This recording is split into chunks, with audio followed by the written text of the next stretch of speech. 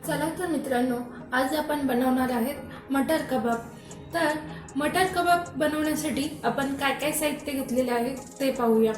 मी इथे मटर हे बॉईल करून घेतलेले आहे, पोटॅटो हा बॉईल करून घेतलेला आहे। इथे ह्या मटर कबाब बनवण्यासाठी मी फ्रेश कोथिंबीर ही कापून घेतलेली आहे। इथे मी कांदा कट करून घेतलेला आहे।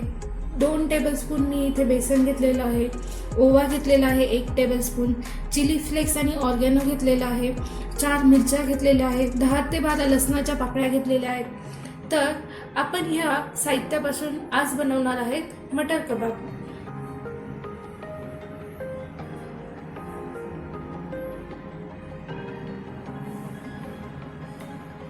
मी इथे एक बाउल घेतलेला आहे।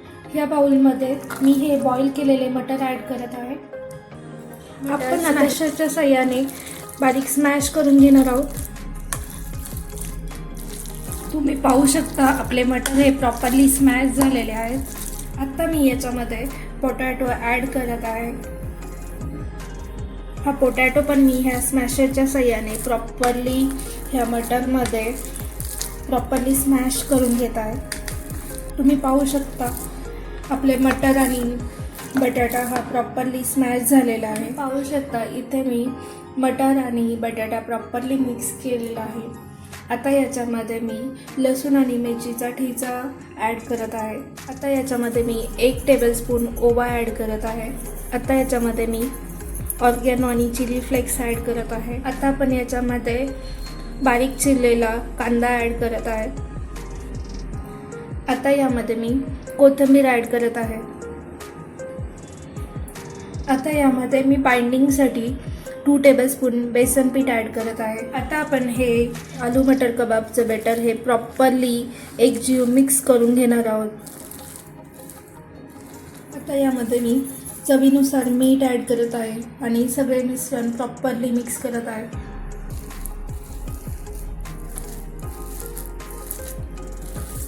तुम्ही पाहू शकता आपलं हे कबाबचं बॅटर प्रॉपरली हे मिक्स झालेलं आहे आणि आता आपण याचे कबाब बनवण्यासाठी घेणार आहोत। आता आपण ह्या मटर कबाबची पॅटी बनवून घेणार आहोत। तुम्ही पाहू शकता आपण अशा प्रकारे ही कबाबची पॅटी बनवून घेणार आहोत।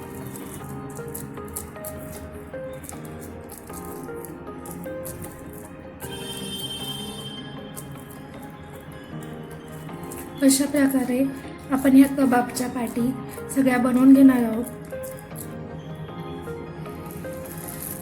अशा प्रकारे तुम्ही पाहू शकता आपल्या ह्या मटर कबाबच्या पॅटी ह्या रेडी झालेल्या आहेत। आता आपण त्या शालो फ्राय करणार आहोत।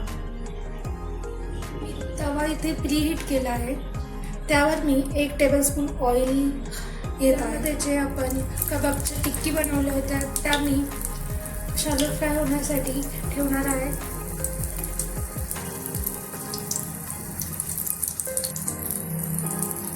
अशा प्रकारे मी ह्या टिक्की या तव्यावर प्लेस करत आहे।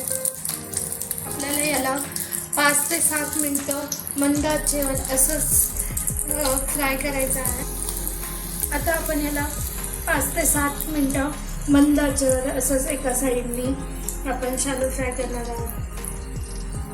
आता आपण हे कबाब दुसऱ्या साईडनी पलटणार आहोत।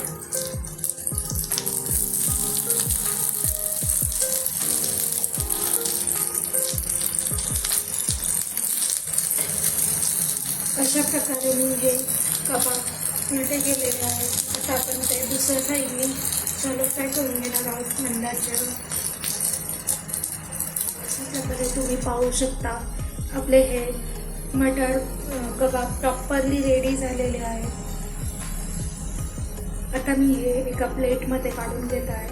तर मित्रांनो, मटर कबाब तयार आहे आणि चवदार दिसत आहेत। तुम्ही ही रेसिपी घरच्या घरी ट्राय करा आणि तुमचा अनुभव आम्हाला कमेंटमध्ये सांगू शकता।